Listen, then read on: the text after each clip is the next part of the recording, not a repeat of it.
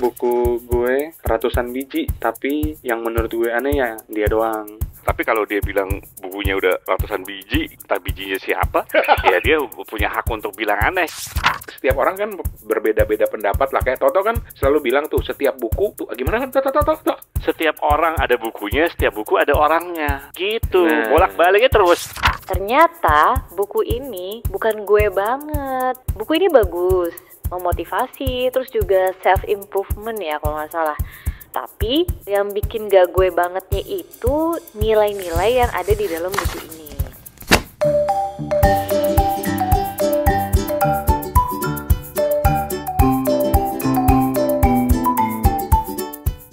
Oke, Kita tema kita apa kali ini?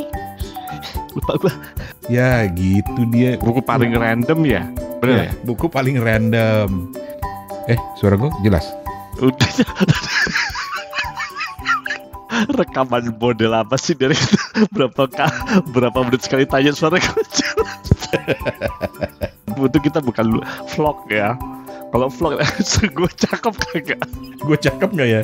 Gue kelihatan gendut kagak? Kelihatan.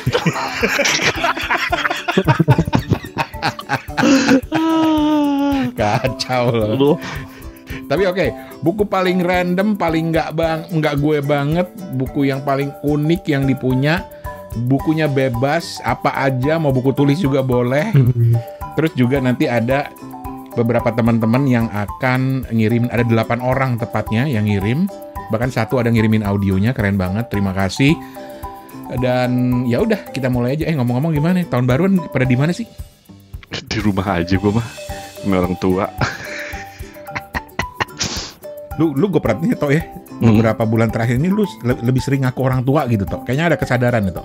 Ya emang gue udah tua, gue mah apa lu? Tua umur, kelakuan tetap dong. Iya dong, gue kan bilang umur gue tua, tapi kan kelakuan kan masih kayak bangsat.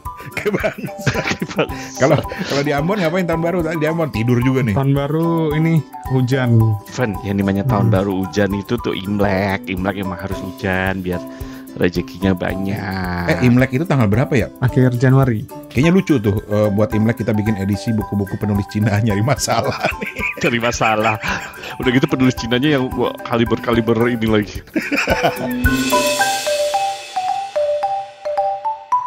Oke. Kita ada beberapa komentar-komentar dulu dari teman-teman yang mau ikutan ya. Kita sebutin namanya dulu ya. Ada ini namanya nggak tahu gue, tapi akun Instagramnya NviaGRN. Terus ada Adri Bramantio, terus ada Nima Denoviar di Lampung, apa kabar? Terus ada Nurul, ada Mariskova. Wah gila, ada Mbak Mariskova, novelis terkenal ini. Wih. Terus ada Anggi @Orizai, ada Lita Erasi yang ngirimin rekaman suaranya. Kita bacain satu-satu ya. Mantap. Kita selang-seling dengan Toto dan juga dengan Steven dan gue, bukunya apa aja. Silakan nebak. Kita pertama mulai dengan @NviaGRN. Terima kasih dulu dari Mbak Envia Egeren. Katanya nih George Orwell 1984 dibeli karena kena racun kepo buku. Sampai sekarang belum pernah lewat dari chapter 1 karena perlu konsentrasi tinggi buat memahami bahasanya. Selamat. Lu orang kena racun lu selamatin. Tapi bukan gue yang ngeracunin nih, jangan atas nama Kebo Buku, atas nama Rani sama Steven aja. Lu kan ikut nge-review. Kagak, George Orwell mana tahu, gak pernah gue George Orwell 1984, gak pernah lagi gue gak ikutan yang itu. Kayaknya pernah deh. Oh, gua nge-reviewnya sama Steven waktu itu ya. Iya, sama Hesti kalau nggak salah ya. Oh Hesti iya ya? bener, sama Hesti. Iya, Toto nggak ada waktu itu, udah kita mau pecat dia nggak mau. Iya, gue termasuk orang yang kalau dipecat gak mau. Enak aja main pecat-pecat aja. Oke. Buat NviaGRN, nama aslimu siapa sih? Abis cuma dipakein gambar icon doang di Instagramnya. Buat gue yang penting buat baca George Orwell itu, kenali dulu settingnya, ceritanya ya, bukan setting yang sebenarnya. Setting dalam novelnya itu kan di sebuah dunia yang totaliter, namanya Oceania, yang mengontrol semua aspek kehidupan masyarakatnya. Tapi buat latar belakangnya perlu juga diketahui bahwa Orwell menulis ini tahun 49. Itu baru selesai Perang Dunia Kedua, dan Orwell itu terinspirasi sama rezim totaliter kayak Nazi Jerman dan Uni Soviet zamannya Stalin. Itu dulu, baru pahami temanya. Temanya tentang distopia ya, negara totaliter, bahasanya bahasa yang diatur, semuanya kehidupannya diawasi, sehingga namanya ada Big Brother is watching you gitu ya, semua kehidupan warga diawasi. Bahkan ketika masih dalam pikiran aja, negara udah tahu. Sampai ada petanya, bahkan lu kalau mau Google how to read 1984 George Orwell itu dijelasin. Jadi kan ketika lu udah tahu gitu kan, lu bisa lebih enak bacanya gitu kan. Lu harus ikutin perjalanan tokoh namanya Winston Smith dan pergulatan pikirannya, kedekatan dia dengan tokoh namanya Julia dan tokoh-tokoh lain. Terus juga yang terpenting, ada momen-momen ketika lu baca itu, bahkan mungkin di tengah-tengah atau bahkan mulai udah selesai, lu akan bilang, gila, mirip banget ya sama suasana sekarang. Nah, itu menarik. Karena perlu konsentrasi tinggi, ya berarti harus cari waktu yang pas ya. Cari waktu yang slow. Terus mungkin Betul. kalau edisi terjemahan Indonesianya kurang oke ya, baca bahasa Inggrisnya aja. Ya. Ya, semoga bahasa Inggrisnya lebih gampang ya. Karena sih dia bilang nih baru lewat chapter 1. Chapter 1 itu justru yang letakin dasarnya. Nah, nanti modal untuk kesananya itu akan lebih enteng lu memahaminya. Gitu, Envia GRN. George Orwell 1984 tuh bagus banget, perlu dibaca. Bahkan ada beberapa artikel yang bilang ini salah satu buku yang wajib lu baca seumur hidup lu. Harus ya. Direkomendasikan dibaca. Gue nggak bilang harus, karena kalau gue bilang harus, bedanya dengan rezim totalitariannya Oceania apa gitu. Iya, betul. Berikutnya ada, ini podcaster juga nih, Adrian, anak radio juga kalau nggak salah nih. Adri Bramantio, @Adri_Bramantio. Ya, buku yang nggak gue banget yang pernah gue beli dan baca adalah novel Assassin's Creed Brotherhood dari Oliver Bowden. Kenapa gue beli? Karena simply saat itu gue excited sama gamenya dan gak bisa beli dan main utuh game saat rilis. Plot twist 10 tahun setelahnya, gamenya berhasil gue beli dan gue tamatkan sehingga novelnya terbengkalai begitu aja. Tapi nice to know beberapa vocabulary bahasa Itali, Spanyol, dan Latin plus beberapa tokoh dunia seperti keluarga Borgia, Niccolo Machiavelli, dan lain-lain yang muncul dalam novel dan game. Itu novel dari game apa game dari novel? Novel dari Novel game. dari game. Saya nggak ngerti. Ya gue juga gak ngerti, tapi Assassin's Creed ini sih gue gak baca ya. Cuman kalau di toko buku kayaknya memang terkenal sih. Dulu kan gue letak-letakin banyak gitu. Iya. Termasuk yang banyak disukain kali ya sebagai novel gitu. Sama dengan Tetris. Mas serius ada film Tetris? Serius ya Allah, gue disangka bohong. Terus ngapain filmnya? Kotak-kotak gitu. Judulnya Tetris, keluaran tahun 2023, kotak-kotak. Lah film itu tentang apa Tetris? Jadi ini tentang upaya untuk mendapatkan lisensi dan paten Tetris dari Rusia. Tetris itu memang dari Rusia. Memang dari Rusia dikenal ya. di seluruh dunia. Makanya kan Tetris yang tradisional tuh latar belakangnya gedung-gedung di Rusia gitu kan. Beda orang. Tapi satu lagi sebelum kita pindah buku. Buku yang tadinya diniatkan jadi film, tapi nggak jadi, kemudian jadi buku, baru setelah dia jadi buku, jadi film. jadi film. Gimana sih? Coba lagi. Jadi ini orang nulis buku ini, dia nulis buku ini, Niatnya jadi senario film gitu. niatnya jadi senario film, Oke. tapi akhirnya nggak laku, dia jadiin buku aja sekalian. Buku sekalian. Setelah jadi buku, malah dibikin film. Dibikin film. Kok bisa ya? Ayo, buku apa? Keluarga Cemara bukan ya? Bukan. Emang Keluarga Cemara ada novelnya? Ada. Nyerah. Kontak Carl Sagan Oh. yang main Jodie Foster. Oh, Carl Sagan itu dia Astronom. dulu awal iya gue tahu. Dia bukan astronom sih, Carl Sagan juga fisikawan lagi. Enggak ya? Iya, ceritanya begitu. Katanya dulu dia sama istrinya nulis itu buat skenario film. Nah, film, tapi nggak laku. Nggak laku. Salah strategi si Carl Sagan. Lu nggak jual ke Rampun Jabi. Astagfirullahaladzim. Kok astagfirullahaladzim? Kan dia orang Amerika ya, dia nggak kenal dong gitu sama Rampun Jabi. Lagi pula tahun segitu Rampun Jabi mungkin belum punya PH. Yang punya PH kan ini, yang siapa tuh? Yang bikin Rapi Film tuh, yang kemarin bener ya, yang dapat achievement itu tuh kemarin yang di Piala Citra 2024 kan? Betul. Nah, harusnya ditaruh ke dia, kok jadi ngaco ngomongnya kita. Terus diperaninnya sama Dono Kasino Indoor. Ini podcast apaan sih? Oke. Tadi udah siapa? Adrian. Tapi ini gue baru sadar bahwa ya ada juga sih ya ternyata buku-buku atau novel kebanyakan ya yang dari game gitu. Atau orang main game dari novelnya gitu. Jadi beli buku gara-gara gamenya gitu ya? Iya. Gue baru tahu tuh. Oh, keren juga, keren. Oke, satu lagi dulu deh, baru kita pindah ke buku-buku kita. Ada Nima de Noviar, gue ketemu di Lampung nih Nima de Noviar nih. Instagramnya @madenoviar. Siap. Katanya Nima de Novia nih nggak beli sih Om, tapi kado. Tapi seneng dikadoin buku. Judulnya Yang Telah Lama Pergi dari Terelie. Dan belum dibaca sampai sekarang. Aku baca reviewnya, kan sejarah-sejarah gitu kan Om. Aku akan baca sih, tapi excitednya nggak se-excited Pulang Pergi. Tapi kalau yang Pulang Pergi aku langsung baca habis sehari. Belum pernah aku baca secepat itu Om. Oke. Jadi ada buku Yang Telah Lama Pergi dulu. Udah tahu belum buku setting itu tentang apa? Kalau tahu mungkin lu akan tertarik baca, Van. Nggak tahu sih ini. Itu setting sejarah Majapahit. Serius? Coba baca. Cuma gua terus terang Terelia gue belum pernah tergerak sih untuk membaca sih. Bingung. Lu kenapa ketawa lu, Van? Tok. Gue ketawa aja. Jadi inget Opat. Inget Opat ya. Opat apa kabar Opat? Opat janji mau ikutan sesi terdampar nanti dia datang ke kantor. Asik. Ya itu gue belum tergerak karena kok banyak banget bukunya dan buat gue susah untuk keep up dengan kecepatan nerbitin bukunya gitu. Dan bukunya itu sangat beragam. Jadi tidak buat gue minta maaf kalau ada pencinta Terelie. Buat gue dia tidak ada ciri khasnya. Karena berbagai tema dia buat. Berbagai tema, berbagai gaya. Ada yang buat anak, buat dewasa, ada yang politik, ada yang sosial, ada yang fiksi gitu loh. Oh, yang penting produktif. Nima de Novia, terima kasih banyak. Nanti kalau udah selesai baca bukunya Yang Telah Lama Pergi, ayo dong review lagi dong. Ya udah, sekarang buku gue. Iya. Buku yang paling aneh, gue belinya secara impulsif banget gitu ya, dan gue nggak tahu mau diapain gitu karena gue sebenarnya nggak suka gitu ya. Tapi ada kali 10 buku TTS. Ini sebentar. Ini buku TTS yang kayak gimana? Ini bukan buku TTS level-level Kompas yang bagus, sampulnya segala macam, enggak. Ini buku TTS yang tipis, yang kertasnya kertas koran. Emang masih ada? Masih ada yang sampulnya tuh gambar-gambar artis, nggak tahu artis dari mana gitu ya, dengan pakaian yang masih zaman-zaman dulu gitu. Jadi gini, gue tuh ke satu supermarket di dekat rumah gue di daerah Gading Serpong gitu ya, setengah jam lah dari rumah gue. Ada satu supermarket yang memang udah kayaknya supermarket tua gitu ya.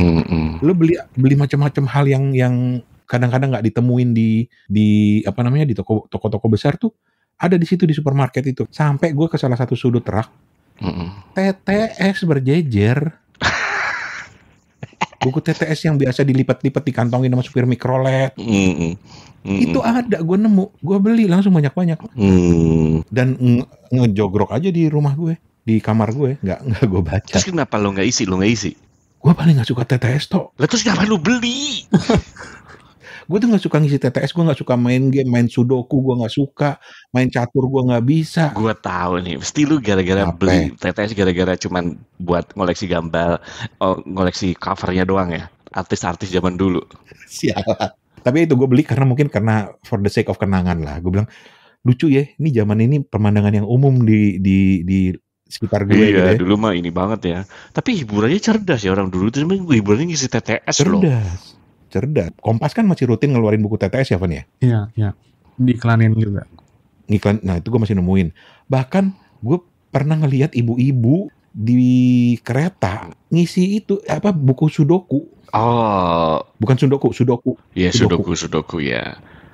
Gue ngeliat angkanya aja udah puyeng. Sudoku masih lebih gampang daripada TTS. Serius? Iya. Lah, kalau TTS itu kan pengetahuan umum lo kan, pengetahuan bahasa, ya kan? Lah kalau sudoku kan menurut gue logik. Nggak perlu, ya selama udah begitu lu tahu logiknya ya tinggal lu mikir gitu. Kalau TTS kan kalau lu nggak tahu ya nggak tahu gitu. Ya kelemahan gue di situ, logik. Jadi begitulah, kalau kalian semua bukunya novel segala macam, gue TTS. Buku TTS sebenarnya nggak ini tuh. Enggak, ya oke, terserah. Dia nggak berani bahas. Bukan, gue bingung mau ngapaan gitu kan. Tapi Kompas tuh sampai mau bikin kayak lomba TTS gitu ya, Van ya? Iya, kemarin tuh yang infonya gue tag di Instagram. Di Instagram ya, mereka mau bikin lomba TTS gitu, keren banget. Lomba ngisi TTS gitu? Lomba ngisi TTS. Wih, keren juga sih.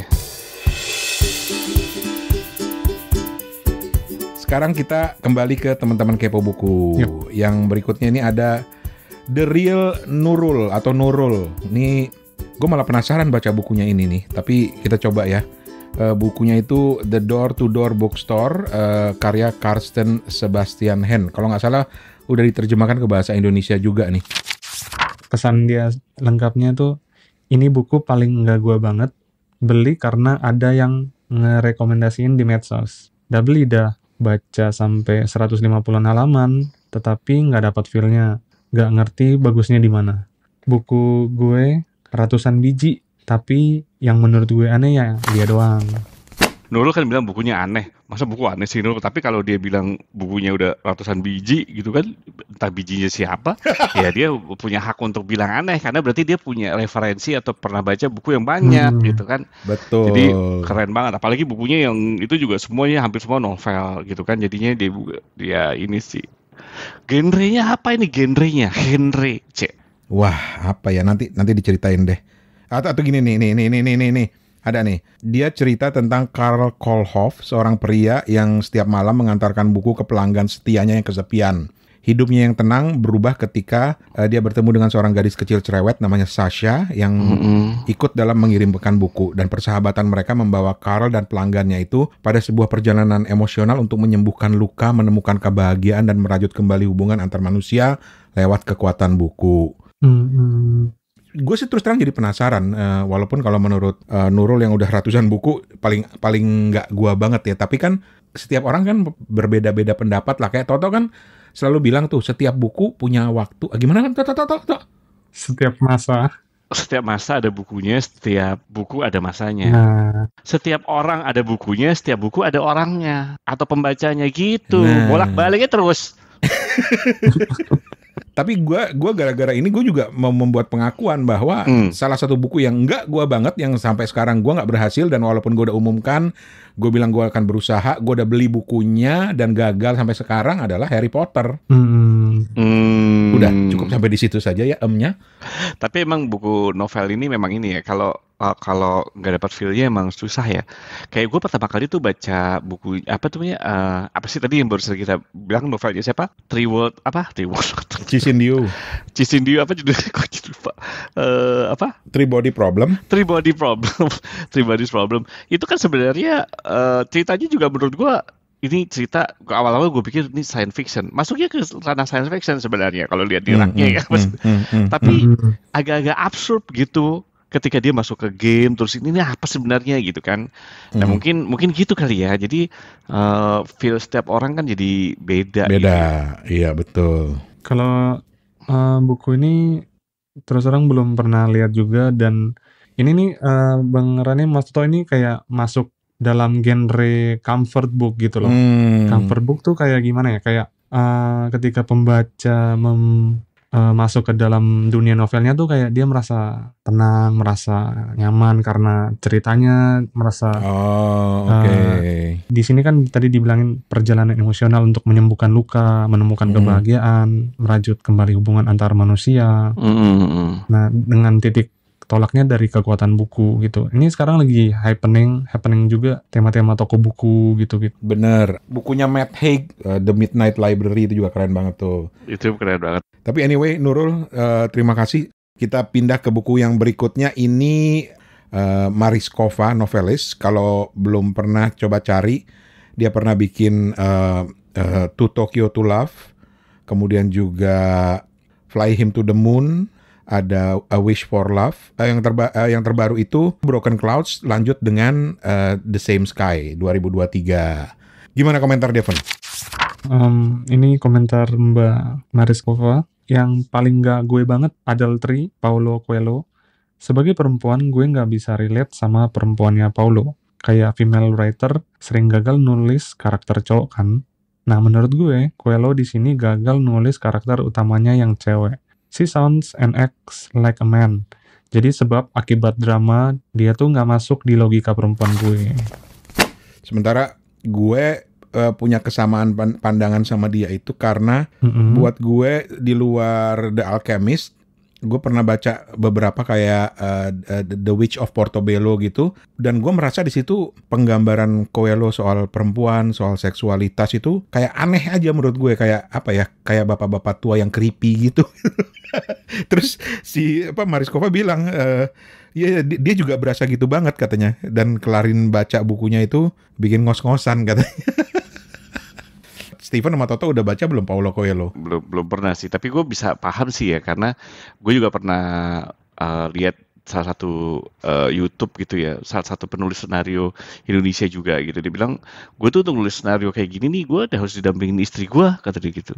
Kalau nggak salah Ernest deh kalau nggak salah. Jadi dia tuh Ernest Prakasa. Jadi memang susah gitu, karena kan ini nggak mungkin nih cewek ngomong kayak begini kayak gitu. Jadi memang harus harus didampingi gitu. Yang begitu juga mungkin sebaliknya juga gitu. Nggak mungkin nih pola pikir, atau bahkan ke pola pikir ya, nggak cuma kata-kata gitu ya. Bisa jadi sih. Gue pribadi gitu ya, dulu pernah ikut latihan penulisan tuh juga gitu. Katanya, lu kayaknya harus jangan sering-sering baca novelis cowok deh. Oh gitu.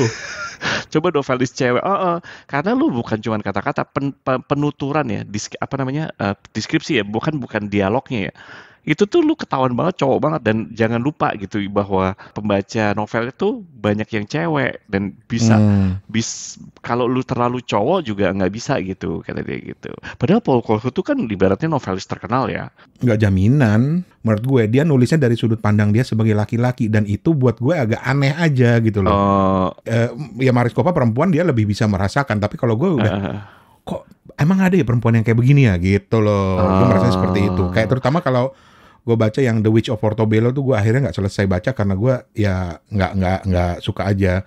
Beda misalnya ketika dia menggambarkan tokoh Santiago di The Alchemist, menarik banget dia mengupasnya ya, cerita perjalanan spiritualnya, bicara dengan dirinya sendiri itu menarik gitu. Itu Adultery dari Paulo Coelho yang menurut Mariskova ya nggak gua banget gitu katanya. Oke. Lu toh. Nah, gue kasih konteks dulu ke teman-teman ya. Jadi supaya gue tuh suka ngumpulin buku tuh dari, kan gue tahu ya, tema gue tuh kan suka random gitu. Tapi karena emang gue itu mungkin ini bukan pembelaan ya, tapi mungkin kan background gue accounting, ekonomi, akuntansi. Kemudian gue pernah ngambil matematik. Kemudian gue pernah ngambil data science. Jadi gue tuh tertarik banyak hal gitu. Buku yang random tuh apa? Kalau gue tadi pagi gue tunjukin nih, gue punya buku catur gitu, punya buku sulap. Karena dari dulu dari zaman kecil emang gue tertarik. Anjir, buku sulap. Dan itu nggak random dalam artian karena gue pengen belajar sulap sekarang, enggak, karena dari kecil gue tuh suka gitu, sulap kartu kayak gitu ya.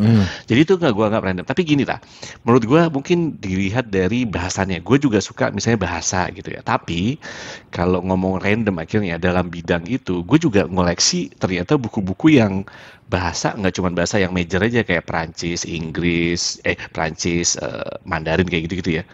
Gue tahu sendiri kan, gue punya buku belajar bahasa Sanskrit, gue ada. Terus gue beli buku Complete Babylonian. Jadi gue belajar Babylonian. Ya Allah. Gitu. Itu yang menurut gue paling random gitu. Jadi banyak tuh. Complete Babylonian. Ancient Greek, Terus Biblical Hebrew tuh gue ada tuh. Dan lu baca? Belum, kagak. Kan gue FOMO. Kan gue udah bilang di. Dan lu beli itu kenapa? Orang biasanya beli buku itu kan karena sesuatu yang menarik minat dia kan. Tapi emang karena topiknya random sih. Minat gue bahasa. Kan gue tahu ya. Gue tuh Sundoku plus tertarik banyak minat plus akutnya itu komplikasi akut sama FOMO. Ini deh, gue kasih referral deh, Tol. Kemana, ke dokter apa? Gue WhatsApp lu. Ke dokter apa? Psikiater. Dokter spesialis Sundoku. Dokter Leila Hudori. Yang ada kita nggak sembuh, malah curhat bareng. Nggak, gue kadang-kadang dibikin nggak Sundoku ini lama-lama kan kita ada gitu kan, smoking anonymous gitu ya. Terus alkohol lama-lama ada Sundoku anonymous gak sih? Halo, nama saya Toto dan saya seorang Sundoku. Ini iya kan? Gue nggak tahu udah ada belum Sundoku anonymous tuh. Udah gitu jadinya. Oke, sekarang kita ke Steven dulu deh. Nanti kita ke Steven dulu. Setelah itu kita baca, masih ada 2 komentar lagi. Sebenarnya nggak tahu ya, ini paling random. Tapi kalau misalnya yang paling lain daripada yang lain nih, ini ada satu nih. Apa tuh? Bukunya tuh judulnya Jalan ke Demokrasi Rakyat bagi Indonesia. Pilihan tulisan pertama 1951 sampai 1955. Penulisnya Dipa Nusantara Aidit.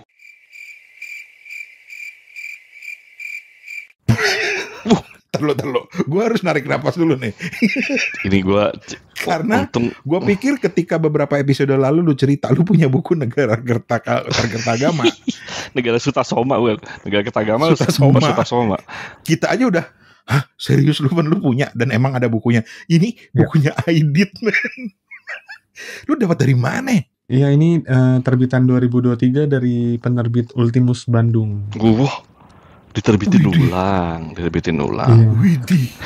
Ini baca buku di sampul belakangnya ya.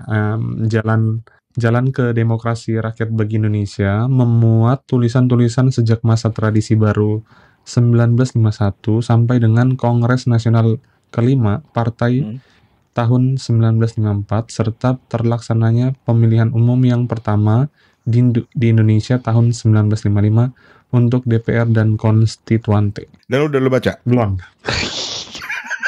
Enak ya ngomongnya, udah baca? Belum. Terus kenapa lu beli? Ya ini apa ya? Penasaran sih waktu itu. Penasaran karena ini memuat tulisan-tulisannya Dian Aidit kan, dan sepertinya kita jangan terlalu menyepelekan ataupun terlalu antipati gitu sama nama-nama gerakan kiri di Indonesia. Betul. Dalam artian ketuanya nih, Ketua Komunis Indonesia Dian Aidit secara langsung. Dan itu udah boleh beredar ya buku itu ya? Iya, udah. Keren, oke. Gua nggak akan heran ya kalau tahun depan nanti kita rekaman nanya gini lagi, dia akan cerita, oh gue udah beli itu Das Kapital Karl Marx. Itu gitu. udah kemarin yang gue tunjukin di grup itu udah diterbitin ulang Kapital Marx. Lu udah beli lagi? Kagak, tebel banget. Udah gitu gue, tar deh. Sekarang kita baca lagi, ada 2 lagi, yaitu ada Anggi dan ada Lita Erasi. Anggi dulu ini. Anggi atau Orizai. Aduh, nih bukunya PR banget nih bacanya nih. Ouvert pipi à Paris. Guide de san toilette accessible au public. Yes. Berhasil gue bacanya. Mantap. So banget. Artinya, di mana bisa pipis di Paris, panduan 200 toilet yang bisa diakses oleh publik. Penulisnya Cecil Brian. Ini kata Anggi nih paling unik. Ouvert pipi à Paris alias di mana bisa pipis di Paris. Ini memang termasuk guidebook. Waktu itu saya beli karena 1, memang saya butuh. 2, takjub sama judulnya, dan takjub juga kok kepikiran bikin buku seperti ini. Tapi memang info-infonya menarik, sampai tempat pipis gratis per arrondissement. Arrondissement itu apa itu? Juga dibahas, mulai dari kantor mairie sampai rumah sakit.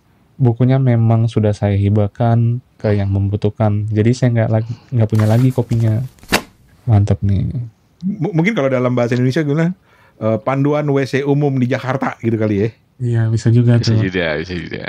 Dan gue penasaran, makanya tapi gue dari tadi cari review-reviewnya atau bahasa Inggrisnya nggak ketemu gitu, karena di tiap negara itu beda-beda sih ya aturannya. Lu pernah ke Paris nggak sih, Tok? Pernah. Ya gue malah dulu. Pernah pipis di Paris? Malah gue kayak di stasiun apa, kenapa pesing banget sih gitu. Berarti ada orang kencing sembarangan gitu kan.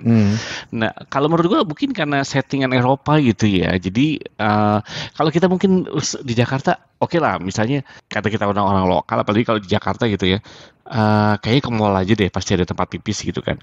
Kalau di sana kan nggak selalu gampang juga nyari mall, misalnya kayak gitu kan.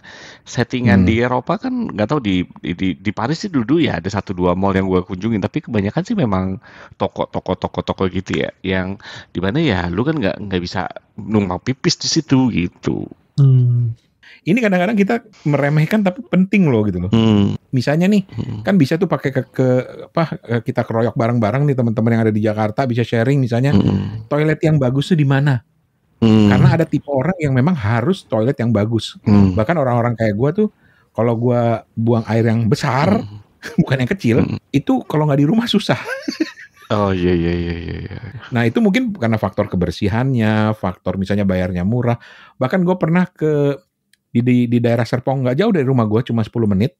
Ada sebuah tempat namanya Taman Jajan. Itu toiletnya itu bayarnya pakai QR code. Oh. Ada tuh, keren banget, bersih banget toiletnya. Cuma kalau udah kebelet lu gimana coba, ngeluarin QR code dulu, scan dulu gitu. Emang lu pikir kalau bayar pakai duit terus nggak susah? Lu ada abang-abangnya atau ada mbak-mbaknya di depan yang misalnya kalau toilet buang air kecil sekian, buang air besar sekian gitu kan harus bayar tuh. Kadang-kadang kan ada gitu. Pakai QR. Untuk sebagian orang QR mungkin lebih cepat daripada pakai uang tunai loh. Uang tunai ngisinya gede. Bentar Mas, saya kembalian dulu. Aduh saya kebelet-belet. Sebentar, saya kembaliin dulu. dan sekarang orang juga jarang nyimpan duit cash kan? Duit cash, begitu ada cash pasti gede kan? Mbak, ini uang 50.000 Mbak, bolak-balik aja deh ya, boket. Tapi menarik. Gue pengen banget nih, siapa Anggi ya? Pengen banget deh. Mudah-mudahan ada terjemahan Inggrisnya nih. Ouvert pipi à Paris. Alah, pipi. Kalau pipis tuh bahasa Prancisnya pipi ya. Pipi, ya betul. Iya. Jadi kalau lu dikasih pipi kanan, kasih pipi kiri. Alah. Apa sih lu? Oke, ini yang terakhir untuk teman-teman yang udah ngirim, makasih banyak. Yang terakhir ini dia dalam bentuk audio, tapi bentar ya, gue perdengarkan. Perdengarkan. Diperdendangkan dong. Perdendangkan. Apa sih? Jadi bukunya Love for the Imperfect Things karya Haimim Sunin. Buku ini adalah kayak buku bukan how to sih sebenarnya, motivasi untuk menerima ketidaksempurnaan baik dalam diri sendiri maupun orang lain. Dan ini adalah kumpulan esai-esai pendek dan refleksi dari Haimim Sunim. Dia ini seorang biksu asal Korea Selatan yang juga dosen, tinggalnya di Amerika kalau nggak salah, guru spiritual juga. Kalau nggak salah pernah datang ke Indonesia deh, belum lama, baru berapa bulan lalu. Baru. Pernah ya, benar ya? Bersama KPG, iya. Bersama KPG. Oke, ini ya. Ini dari @litaerasi. Wah, ini teman baiknya Kepo Buku juga nih. Kita dengerin ya. Jadi gini ceritanya. Beli buku ini karena rekomendasi dari teman aku. Awalnya tuh kayak oke deh kalau dia cocok berarti aku juga cocok gitu kan. Ternyata buku ini bukan gue banget. Jadi maksudnya gini, buku ini bagus, memotivasi, terus juga self improvement ya kalau gak salah. Nah tapi yang bikin gak gue bangetnya itu nilai-nilai yang ada di dalam buku ini. Lebih tepatnya karena aku pribadi ini maaf ya bukan menyinggung atau sara atau gimana, tapi memang kan masing-masing kita tuh punya kayak rules yang buku apa nih kira-kira yang mau dibaca atau yang sesuai sama kita banget. Nah kebetulan memang buku ini itu dibuatnya juga kan kalau nggak salah sama penulis yang beragama Buddha. Nah sedangkan aku pribadi itu kan Muslim. Nah di situ aku ngerasanya tuh kayak sebenarnya nilainya tuh secara garis besar sama, tapi aku lebih kayak ke ini kayaknya aku butuhnya buku motivasi yang lebih Islami aja kayaknya yang lebih cocok sama aku. Jadi yang bikin ini nggak gue bangetnya itu karena itu aja gitu. Tapi sebenarnya pesannya di dalam buku ini tuh bagus. Nah itu aja sih yang bikin gak gue bangetnya gitu. Jadi segitu ceritanya Kak. Lita, thank you. Cuma masalahnya kan seperti kata Toto tadi, setiap buku ada orangnya, setiap orang ada bukunya. Kita dulu pernah ada masa, gue nggak tahu lu Tok. Gue pernah ada masa waktu gue tergila-gila banget sama Khalil Gibran. Bukunya judulnya Sang Nabi. Jadi gue langsung mengasumsikan dia Muslim. Ternyata dia seorang Kristen Lebanon. Betul. Terus ada buku Sayap-Sayap Patah. Iya betul. Itu kan buku-bukunya Khalil Gibran yang menarik dan setiap buku pasti cocok-cocokan sih. Karena gue tahu Steven misalnya suka dengan bukunya Fahrudin Faiz, Filosofi Kebahagiaan. Ya karena gaya berceritanya ngajinya tuh asik gitu ya. universal, bisa diterima manapun. Kalau gue sih gimana ya ngomongnya? Kalau misalnya ada value kepercayaan lain gitu ya yang kan value-nya yang kita ambil ya, bukan ini ya. Orang toh lu kalau baca buku self help juga bisa jadi yang ngarang orang ateis tuh. Kenapa jadi misalnya gitu kan, dan lu pakai juga gitu, bahkan orangnya kan kenapa, apa bedanya, kan value itunya gitu, value yang lu ambil kalau gua gitu. Kecuali kalau kita ngomong masalah agama ya, kalau agama ya lain soal kan. Sementara buat teman-teman yang memang ingin mencari ini menurut pendapat gue ya, kalau lu nyari padanan buku-buku seperti Haymin Sunim tapi pengen yang versi yang Islam misalnya atau yang Muslim, lu bisa baca bukunya Fariduddin Attar misalnya, Musyawarah Burung. Wah, Toto harus nih. Kenapa? Toto harus baca nih. Filsafat. Ini dia kan seorang sufi dan seorang filsuf dari Persia. Bagus banget. Jadi dia membuat alegori sekumpulan burung yang melakukan perjalanan untuk mencari raja sejati mereka. Gitu. Ini kayaknya perlu nih dibaca sama Toto. Atau yang lebih simpel menurut gue ya, itu di zaman-zaman gue awal-awal kuliah dulu, gue suka baca bukunya La Tahzan. Jangan bersedih. Aid Al-Qarn, Dr. Aid Al-Qarn itu juga bagus karena dia kumpulan-kumpulan petuah-petuah pendek. Atau yang paling menginspirasi buat gue kalau dari sudut pandang gue sebagai Islam adalah bukunya Quraisy Shihab, Lentera Hati. Itu best seller banget kan di zamannya kan, dan sekarang masih dicetak tuh. Jadi banyak pilihan sebetulnya dan bebas-bebas aja. Buktinya Steven suka dengan Fahrudin Faiz gitu ya. Gitu Lita. Dan teman-teman kalau ada saran-saran lain tentang buku-buku seperti ini juga monggo-monggo aja. Tapi gitu. Lu ngopi enak banget sih. Toh bunyinya toh. Apaan bunyi apaan? Lu lagi makan atau lagi ngopi sih tuh? Ngopi. Emang ngopi enggak? Lah, dia mau pamer. Gue yang diiniin.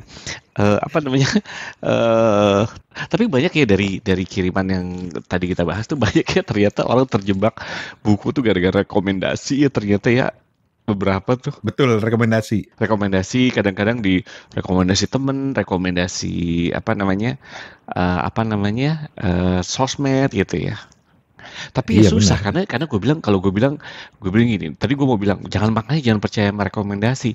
Ya susah juga karena kita tahu ada buku baru, ada tahu pengarang baru gitu ya, atau ada terbitan baru kan kadang-kadang dari ulasan, dari rekomendasi, benar gak sih? Iya betul. Ulasan-ulasan dari para racun TikTok.com kayak yang di Ambon itu. Kalau lu kan, lu lebih suka buku rekomendasi atau lu dari mana sih sumber-sumber buku lu tuh? Dari katalog penerbit ya.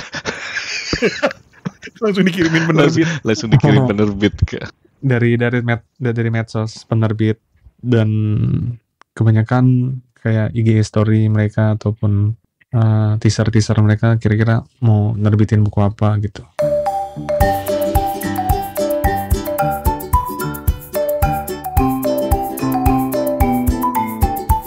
Ya, senang karena teman-teman Kepo Buku bisa banyak terlibat lagi. Kayaknya kita bakal sering bikin yang begini-begini nih biar banyak terlibat dan biar kita ngocehnya nggak banyak ya. Biar kita nggak ini ya, kita coba bacain doang.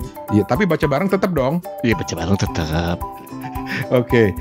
Itu tadi teman-teman topik yang ternyata menarik ya, ketika kita ngelihat buku-buku apa aja sih yang paling random, paling unik, paling nggak gua banget. Ternyata banyak juga kok yang memberikan cerita-ceritanya dan emang belum tentu ya buku itu cocok dengan kita, karena buku itu cocok-cocokan gitu ya. Tetap explore genre-genre yang mungkin tidak umum teman-teman baca, yang saya baca, karena 2025 nih ayo lebih banyak membaca. Oke, 2025 akan terjadi peristiwa besar apa sehingga kita harus ada satu influencer buku di Inggris apa di Amerika, gue lupa namanya, Ezikat.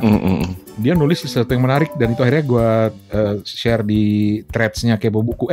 Kepo Buku udah ada threads-nya juga ya, tolong di follow ya. Dia nulis begini si Ezikat nih. Pada tahun 2025, ini gue terjemahin ya. Pada tahun 2025 berhentilah khawatir tentang apa yang masuk hitungan, apa yang enggak. Pokoknya baca semuanya. Mau buku fisik, mau e-book, mau audiobook, mau manga, komik, novel web, fiksi, non-fiksi, fanfiction, semuanya. Membaca adalah membaca. Reading is reading. Reading is reading. Reading is reading. Kalau di Kepo Buku gue nambahin waktu itu di threads, gue bilang mau ciklit, metropop, matematik, apapun itu baca aja lah kalau memang bisa menikmati. Kalau enggak ya memang buku itu bukan buat lo gitu. Terima kasih kalau begitu. Ini episode keberapa ini? Episode perdana di 2025. Iya, selamat tahun baru ya buat teman-teman semuanya. Oh iya, selamat tahun baru. Yuk kita ikuti bareng-bareng, baca barengnya biar ada lebih banyak Iya. opini mungkin. Betul. Atau mau nimbrung Betul. gitu. Rekamannya nggak susah kok.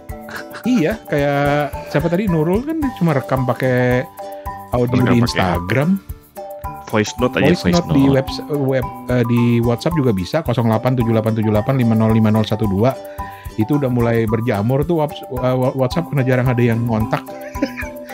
Tapi kalau misalnya lu keberatan sharing nomornya ke WhatsApp, karena pasti nomornya keluar ya, kirim versi audio juga di DM Instagram. Kan bisa ngirim audio tuh di Instagram tuh. Kayak Nurul barusan kan ngerekamnya di Instagram tuh. Didi juga gitu kan di 2 episode lalu.